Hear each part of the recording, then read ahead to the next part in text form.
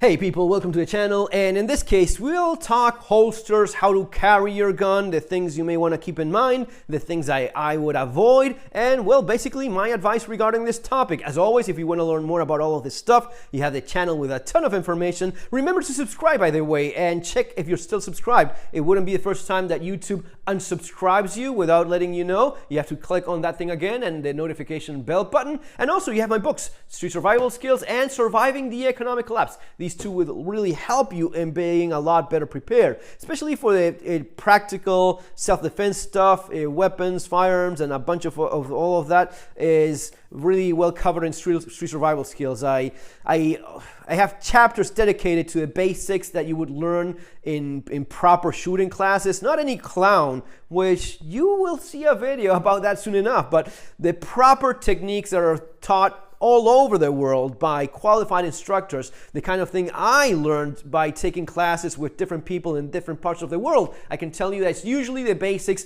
are the same. And when people teach them correctly, they make a huge difference. If you're not fortunate enough to take one of those classes, the book will really help you at least get some of those basics, and you can practice these things yourself and at least have a solid foundation on the essentials that you should definitely know. Having said all of that, let's get to it. So, when you get yourself a gun, right, it may be something like this or not. It may be something, oh, no, that is shit. I have my whatever. All right, congratulations.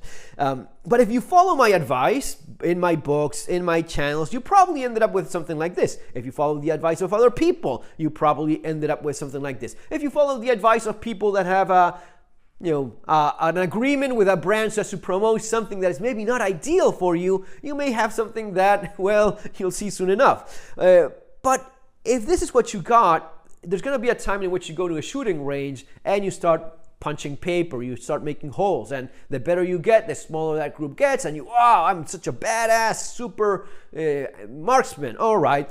And then you learn about, well, it's also about shooting and moving and reloading and all of these things that are a lot more likely to happen in an actual fight rather than just sitting still and doing target practice, right?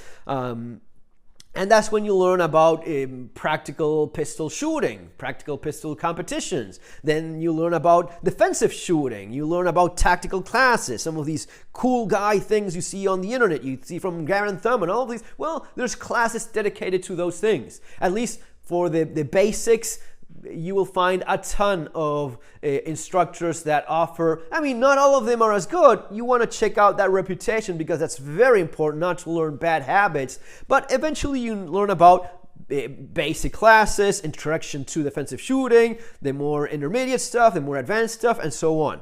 But that's the point in which you start showing up with your gear. And if you have good stuff, it makes a difference. The first time I went to a defensive shooting classes many years ago, I showed up with one of these nylon shitty holsters. It was inside the waistband, but it was just nylon. And the moment I brought my Versa out of my holster, it just collapsed and there was no way of getting it back in. That's when you go like, oh, right, that's what you should be avoiding. You want something that has a shape that stays that way, and it's a lot easier to just put it back in there, right? You draw, you holster the gun, because this is not collapsing on you.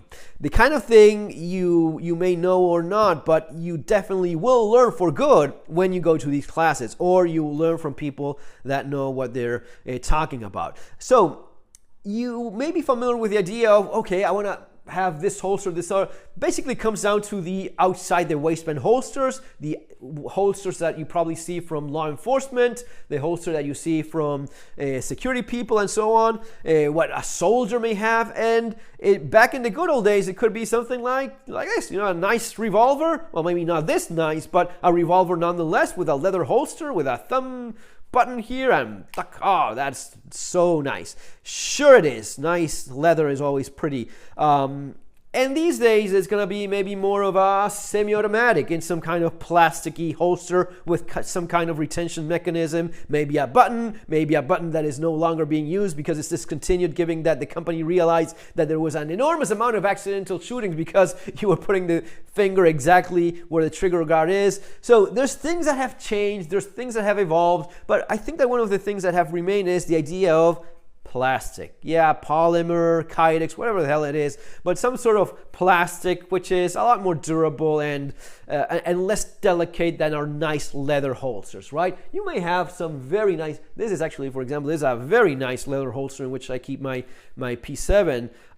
Very good stuff. This is made in Australia, of all places, which is pretty cool. But this is better. Even a cheap holster, it's basically just plastic, guys. There's really not much that can go wrong here. Any kind of solid Kydex C-type material and couple screws, a piece of rubber, and little else. Yeah, there's some high quality things, and there's some things that are exactly like this one, but with a name brand. It's going to be charging you 20, 30 bucks more. I don't know. Just find something that works for you, but it's usually going to be something like this. And unless you're a police officer, you're going to be looking for inside the waistband holsters, meaning the holster goes on the inside of your pants, right? The belt goes through here, and the outside, the waistband holster would be something like this that goes on the outside with some loop, some clip, something, but the gun is visible on the outside. This is hidden, concealed, and it's covered by your pants and your shirt or t-shirt or whatever the hell it's that you have there. And this is the way to go. Honestly, but I'm getting ready for the end of the world, so I have all my tactical gear and my drop leg holster because that's what. Right. The thing is this: before the end of the world happens, you still live in this world, and in this world, it's always a good idea to keep your abilities and your tools and your capabilities concealed, not telegraph that to everyone around you. So it is still very much a thing that you want to keep your weapon. I mean, it makes perfect sense, right? We'll not waste more time on that sort of stuff. But you want to keep on inside the waistband holster. So you're going to be going with something like this. Now, you may be thinking, well, yes, okay, yeah, perfect. But do you actually have a Glock 17, Glock 19, or do you have one of these weird-ass guns that you saw some guy promoting that doesn't have a holster for it? And that's one of the issues that I talk about often here on the channel, that I talk and explain about in my books, which is you want commonality. You want that which is popular. If it's popular, there's probably a good reason why that is. There's a very good reason why Glocks are as popular as they are, and that's why manufacturers make stuff for it. It's going to be easier to find magazines. If you have a common caliber, it's going to be easier to find ammunition. It's going to be easier to find spare parts. It's going to be easier to find someone that knows how to fix your gun, or for you to fix it yourself and get a class on how to do that. Maybe you get a Glock Armorer's class like I did, and you learn how to completely disassemble the gun and replace anything that needs being replaced. This gives you a lot of power on the weapon that you're using. You have absolute control on fixing these things for yourself if that's what you want to do. But it also comes down to this. If you have a very rare, strange, I'm gonna get my custom-made holster for my super custom. Okay, that's perfectly fine. People do that all, and people make their own holsters. It's really not that complicated either. You just get the Kydex, you jerry-rig something, and you can make your own too. But when I'm talking about simplifying, making things easy, again, it will not only apply to the holster, it will apply to the spare parts. It will apply to the ease of finding magazines and things and sights, night sights. Oh, night sights for a Glock everywhere. Everyone has night sights for a Glock. Night sights for the gun that is just being released that you saw in one cool YouTube channel. Well, maybe that's going to be a little bit more difficult. So that's the big advantage of commonality, besides the main point, which is it's used by everyone because it works so well, right? That's the thing I think it's the most important. But going back to this holster thing, that's probably what you want to have. So you have a reliable, commonly available, super popular gun. You have a holster that makes perfect sense. Remember to also get a proper belt. The belt is as important as the holster because it works in a system. If you have a shitty belt and the best holster in the planet, you still have no retention. This will be wiggling all over. This is a nice belt. It's a Spec Ops made in US. That's a good option to go. Yeah, maybe a little bit noisy, but when you're wearing it, not so much. Bulky, sure, but you know what? It works. I've been using these things for years, and I'm happy with that. So this combination is very hard to beat. Now, There is also the technology, things that keep on improving, and these days I don't see a reason why you would not go with one of these things. These are made by Olight. Yeah, it was sent to me by Olight, and I would not even be mentioning if I wouldn't think it's a good thing, a good product. I bought plenty of my own flashlights. Now I'm lucky enough that they send me these things for testing and doing the videos like this. But if I didn't like it, if I didn't think it was any good, I wouldn't be wasting my time or yours.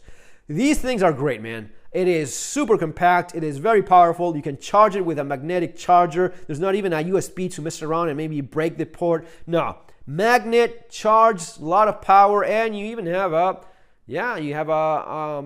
green dot. I think there's a red dot and blue dot. I like the green one too. That's nice. Super visible. It pops very nicely in the dark. So mostly the light. That's a big thing. But this is why you probably want to go with something like this, all right? You can make it yourself. You can buy one brand or the other, but some kind of inside the waistband synthetic material, plasticky holster that also allows you to carry your lights. That is, I think it's crucial. I think that there's no point anymore in you going around with this. I mean, it's okay, better than nothing for sure, absolutely, but these days, this makes perfect sense. If you consider the added functionality, the bonus of having a light in your, it is just, there's no comparison to having it or not having it when it's dark. And yeah, half of the day, that's exactly what you will find outside. And for the weight, the size difference, come on. Yeah, sure, it looks, but when you realize that in terms of actually carrying it, I mean, you're already carrying. There's going to be the thing there already. And this does really not make a dent on your, oh, no, but it's just so much more uncomfortable to go with. No, it's not. No, it's not. And for some people, it may be even a red dot that your eyes are maybe going a little bit, or you want to have that option. And yeah, that's always something to keep in mind. But I think that's the way to go these days, guys. I think that's what you want to go with. Folks, that's going to be all for now. Remember to subscribe to the channel and check the things that I'll leave in the links there below in Amazon. Whatever it is that I find, and it's not always everything, but whatever gear that I mentioned here that I find in Amazon or as similar as it gets, I'll leave it below in the description of the video for you to click. It's using the referral from the Amazon links, but it doesn't change your price at all, and it does help out the channel, so I do appreciate if you use them every once in a while. See you later, folks. Take care.